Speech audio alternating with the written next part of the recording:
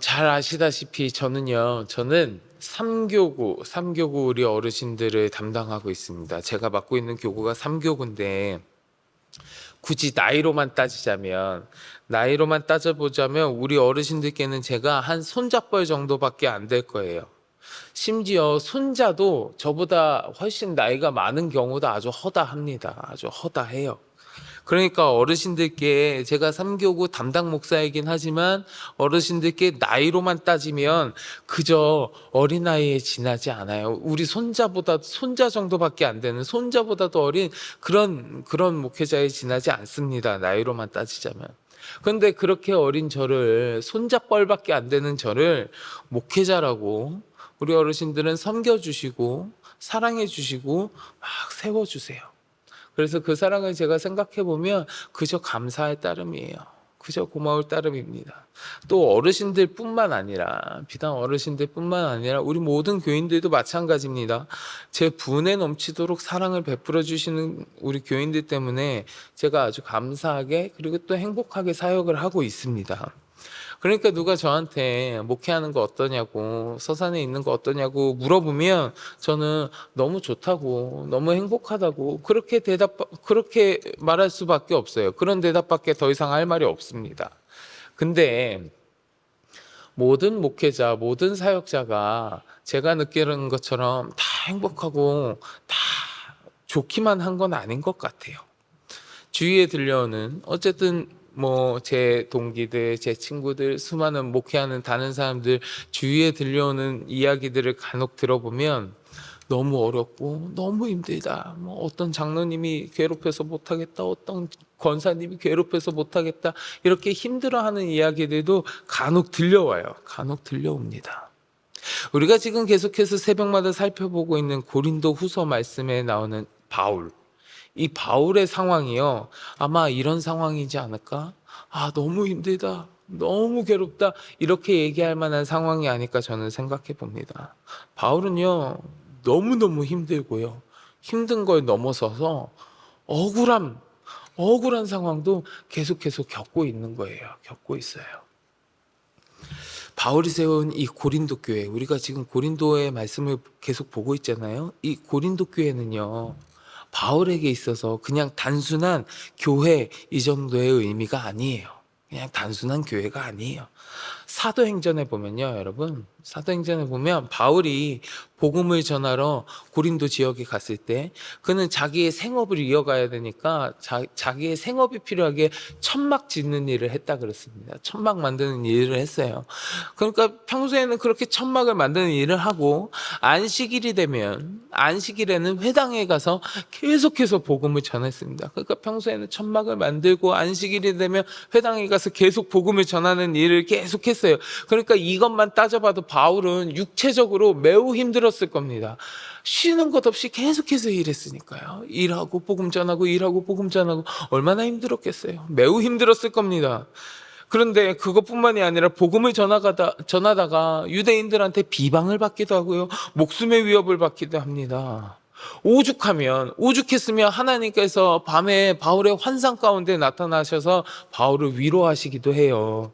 사도행전 18장 9절부터 10절 말씀에 보면 하나님께서 바울의 환상 가운데 나타나셔서 이렇게 이야기하십니다. 밤에 주께서 환상 가운데 바울에게 말씀하시되 두려워하지 말며 침묵하지 말고 말하라. 내가 너와 함께 있음에 어떤 사람도 너를 대적하여 해롭게 할 자가 없을 것이니 이는 이 성중에 내 백성이 많음이라 하시더라. 아멘. 하나님께서 바울을 위로하시는 거예요. 그만큼 바울이 막 어려워하고 있었거든요. 또 고린도전서 2장 3절에 보면 바울이 고린도 지역에서 있으면서 스스로 뭐라고 이야기하냐면 고린도 지역에서 복음을 전하는 사역을 바울이 이렇게 표현합니다. 내가 너희 가운데 거할 때에 약하고 두려워하고 심히 떨었노라. 이렇게 이야기해요. 스스로요. 아니 이 정도 상황이면 거기서 복음을 전하는 게 바울이 너무 두렵고 떨리고 그만큼 힘든 가운데 있었다라는 거예요. 그러면 이렇게 두렵고 떨릴 정도의 상황이면 여러분 어떻게 하시겠습니까? 그 상황 가운데 만약에 여러분이 처하셨다면 여러분 어떻게 행동하시겠어요? 그곳을 떠나지 않으시겠어요? 그런 상황에서 벗어나려고 그곳을 떠나든가 아니면 뭐라도 하든가 그렇게 행동하는 게 아마도 상식적인 일일 겁니다. 그렇게 어렵고 힘들고 두렵고 떨리고 목숨의 위협을 받는 상황에 가만히 있는 건 상식적인 일이 아니잖아요. 어떻게 해서든 그곳을 벗어나고 어떻게 해서든 그 상황을 모면하려고 하는 게 상식적인 일 아니겠어요? 보통은 그렇게 행동할 거란 말이죠. 그런데 바울은 그런 상황 가운데에서도 1년 6개월 동안을 그곳에 그대로 머뭅니다. 1년 6개월을 고린도 지역에 그냥 머물러요. 왜 그랬을까요? 왜요? 복음을 전해야 하니까요. 거기에 교회를 세워야 하니까요. 죽음을 각오하고 그 모든 어려운 상황을 버텨내면서 그곳에서 복음을 전하고 결국에는 교회를 세운 거예요, 바울이요. 그 교회가 바로 고린도 교회입니다. 그 교회가 고린도 교회. 그러니까 이 고린도 교회는 바울의 모든 노력과 땀과 수고와 정성과 그 피가 들어가 있는 그 모든 것이 기초가 되어 있는 교회인 거예요. 그러니까 이 고린도 교회가 바울에게 얼마나 특별하겠어요. 얼마나 이 고린도 교회에 바울이 애정이 가겠어요. 아주 특별할 수밖에 없는 그런 교회가 고린도 교회입니다. 그러면 인간적으로 그렇게 교회를 세워놨으면 그 교회에서 어떤 상황을, 그 교회를 생각할 때 바울이 어떤 생각을 했겠어요. 내가 이렇게 힘들고 어려운 거 다 극복하면서 이 교회를 세웠는데, 그러면 이 교회 교인들은 내가 바라는 대로 신앙생활 잘하고 예수 잘 믿고 또 내가 갔을 때는 나를 또 환영도 해주고 나와 사랑을 나누고 나는 그들에게 또다시 복음을 전하고 이런 아름다운 관계를 꿈꾸지 않았겠어요? 그런 관계로 이 교회가 잘 세워지기를 바울이 바라고 원하지 않았겠습니까? 근데 이 고린도 교회와 바울의 관계가 지금 그러지 못한 거예요. 바울이 그렇게 피와 땀과 모든 열정을 쏟아서 세워놨던 그 고린도 교회가 지금 바울의 생각대로, 바울의 기대대로 돌아가고 있는 게 아니에요. 오히려 고린도 교회는 거짓 사도들의 이야기에 현혹되어 가지고요, 이 바울의 사도됨을 부정하는 거예요. 그 사도권을 부정하고 또 바울이 하는 일들에 대해서, 바울의 행동들에 대해서 비난하는 거예요. 비난하고 모함하고요. 그런 이야기들이 가득했다고요. 바울이 어떤 행동을 하더라도 이 고린도 교회에 있는 거짓 사도들은 바울을 비난했습니다. 오늘 본문 14절부터 18절까지의 말씀을 보면요, 바울은 고린도 교회에 재정적인 짐을 지우지 않기 위해서 그들을 방문하고 선교하는 데 있어서 자기가 자비량으로 하겠다, 내가 너희의 도움을 받는 게 아니라 내 힘으로 하겠다, 내 자비량으로 하겠다라고 선언하고 있습니다. 오늘 본문 14절하고 15절 두 군데만 같이 볼까요? 14절 15절 같이 봉독해 보겠습니다. 보라, 내가 이제 세 번째 너희에게 가기를 준비하였으나 너희에게 폐를 끼치지 아니하리라. 내가 구하는 것은 너희의 재물이 아니요 오직 너희니라. 어린아이가 부모를 위하여 재물을 저축하는 것이 아니요 부모가 어린아이를 위하여 하느니라. 내가 너희 영혼을 위하여 크게 기뻐함으로 재물을 사용하고 또 내 자신까지도 내어주리니 너희를 더욱 사랑할수록 나는 사랑을 덜 받겠느냐. 아멘. 이 이야기가 고린도 교회를 위한 바울의 마음이에요. 고린도 교회를 향한 바울의 마음이라고요. 너희에게 패 끼치고 싶지 않아. 너희를 대하는 나의 마음이 아이를 향한 부모의 마음과 같아. 아이가 부모를 위하여 재물을 저축하는 것이 아니라 부모가 아이를 위하여 하는 것처럼 나는 너희의 재물을 사용하는 게 아니야. 오히려 내 것이 있다면 내 자신까지도 다 너희에게 내어줄 거야. 그만큼 내가 너희를 사랑해.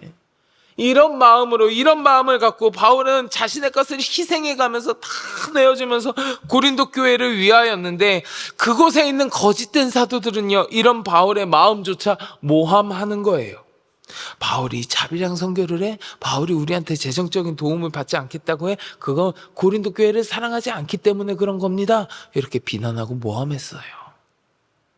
만약에 바울이 거꾸로요, 내가 너희에게 재정적인 도움을 좀 받아야겠다 그랬으면 어떻게 얘기했을까요?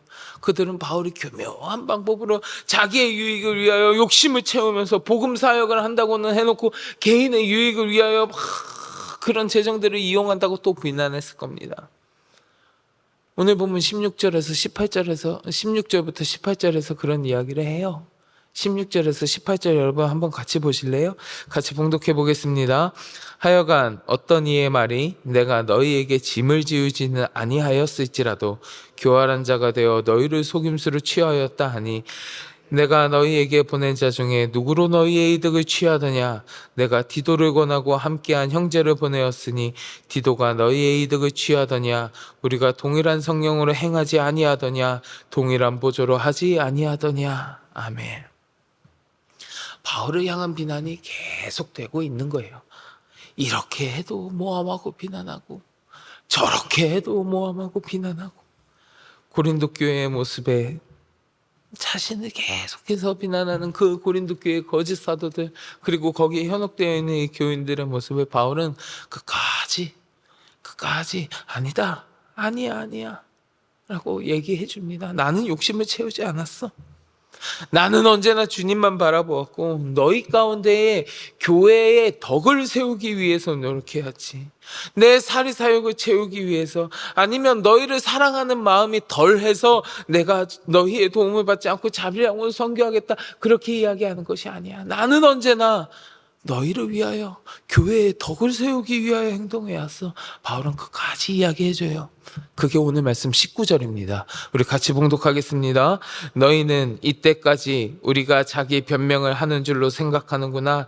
우리는 그리스도 안에서 하나님 앞에 말하노라. 사랑하는 자들아, 이 모든 것은 너희의 덕을 세우기 위함이라. 아멘.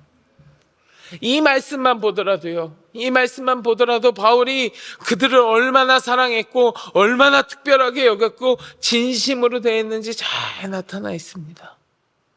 상식적으로 내가 정말 헌신하고 노력해서 섬겨왔는데 목숨의 위협까지 받아가면서 그 교회를 세우려고 내가 노력했는데 그 교회가 나를 모함하고 거짓된 사람들의 이야기에 홀랑 넘어가서 나를 비방한다면 여러분 어떠실 것 같으세요?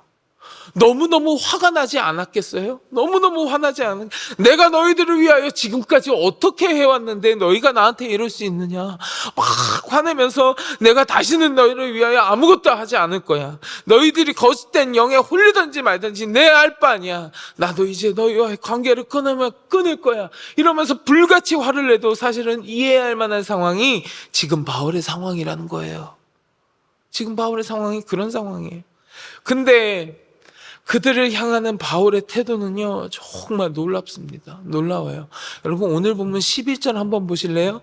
11절 같이 봉독합니다. 내가 어리석은 자가 되었으나 너희가 억지로 시킨 것이니 나는 너희에게 칭찬을 받아야 마땅하도다. 내가 아무것도 아니나 지극히 크다는 사도들보다 조금도 부족하지 아니하니라. 아멘. 또 13절도 한번 같이 보겠습니다. 13절이요. 내 자신이 너희에게 폐를 끼치지 아니한 일밖에 다른 교회보다 부족하게 한 것이 무엇이 있느냐?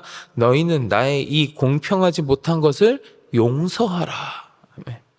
바울은요 자기의 사도권을 부인하고 있는 이 고린도 교회의 사도권을 변호하기 위해서 어쩔 수 없이 자랑한 것조차 뭐 어떻게 여기고 있냐면 내가 어리석었구나. 내가 어리석은 자가 되었으나 이렇게 얘기해요. 내가 어리석었구나. 고린도 교회의 도움을 받지 아니한 거예요. 자비랑 선교를 하겠다고 한 거예요. 사랑하지 않아서 그런 거 아니잖아요. 폐를 끼치지 않고자 하는 아이를 향한 부모의 마음과 같은 마음으로 행한 거잖아요. 근데 그것도 다른 교회들과 비교했을 때 공평하지 않았구나. 미안해, 용서하라. 이렇게 얘기하고 있어요. 말도 안 되는 겸손의 모습을 바울이 보여주고 있단 말이에요. 불같이 화를 내고 뭐라고 해도 모자랄 판에 바울은 그게 아니라 내가 어리석었어. 내가 공평하지 못했어. 나를 용서해 주라고 이야기하고 있어요. 그리고 조금 전에 봉독한 19절 말씀에서도 우리가 엿볼 수 있었는데요. 바울은 자신의 실추된 위신이나 명예를 회복하는 거 그런 거에 대해서는 조금도 이야기하지 않았어요. 내가 어떤 사람인데 그런 이야기 한마디도 하지 않았습니다. 오히려 거짓 사도들에게 휘둘리며 자신을 비방하고 모함하는 고린도 교인들의 신앙을 다시 회복시키고 복음 위에 굳게 세워서 궁극적으로 그들을 교회의 덕을 세우는 것, 교회의 덕을 세우는 것만을 목표로 해서 그들을 대하고 있는 거예요. 인간적인 마음으로는 막 화내고 비방하고 그냥 관계를 딱 끊어버려도 모자랄 판에 오히려 더 겸손하게 그리고 교회의 덕을 위하여 자신의 모든 것을 다 내려놓는 바울의 모습이 오늘 본문에 드러나는 거예요. 여러분, 이러한 바울의 모습 어떻게 생각하십니까? 어떻게 생각하십니까? 오늘 본문에 드러나는 바울의 모습은요, 복음을 전하기 위해서라면, 영혼 구원을 위해서라면 자신이 마땅히 누릴 만한 모든 권리도 포기하는 모습이 있었고요, 복음 사역을 하다가 부득불 오해를 받는 일이 생길 때에는 그것에 대하여 분노하고 바로잡으려고 막 화내고 같이 싸우기보다는 오히려 더욱 복음의 광채가 드러나고 교회의 덕이 세워질 수 있도록 그것만을 바라보며 노력하는 모습이 오늘의 바울의 모습 가운데 있었습니다. 우리가 믿음 생활하면서요, 우리가 신앙생활하면서 또 복음을 전하는 와중에, 내가 전도하고 복음을 전하는 와중에 오늘 본문의 바울처럼 속상한 일들, 억울한 일들 얼마든지 겪을 수 있습니다.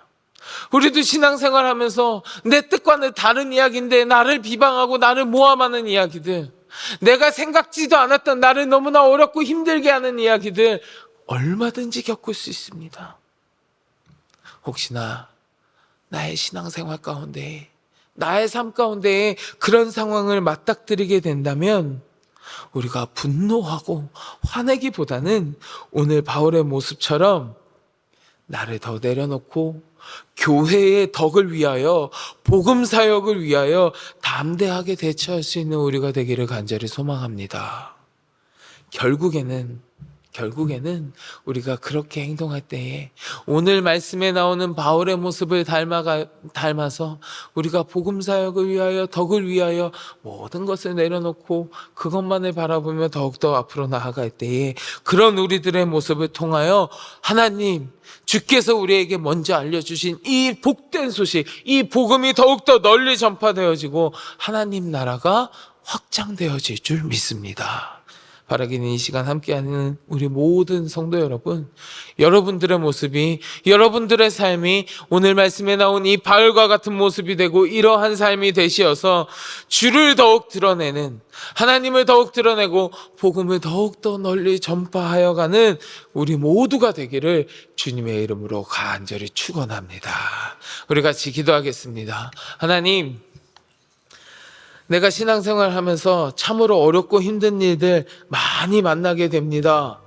하나님, 그러나 그러한 때마다 내가 분노하고 화내기보다는 주의 복음을 더욱 생각하게 하시고 오늘 말씀에 나온 바울처럼 더욱더 겸손한 모습으로 교회의 덕을 세우기 위하여 주님 앞에 간절히 구하며 나아가는 우리가 되게 하여 주옵소서. 그리하여 나로 인하여 하나님 나라가 더욱더 확장되어지는 놀라운 은혜와 역사를 하나님 이루어 주시옵소서. 함께 기도하시고 마음속에 간절한 기도의 제목을 놓고 주님 앞에 같이 기도하겠습니다. 우리 주여 많이 부르짖고 같이 기도하겠습니다. 주여.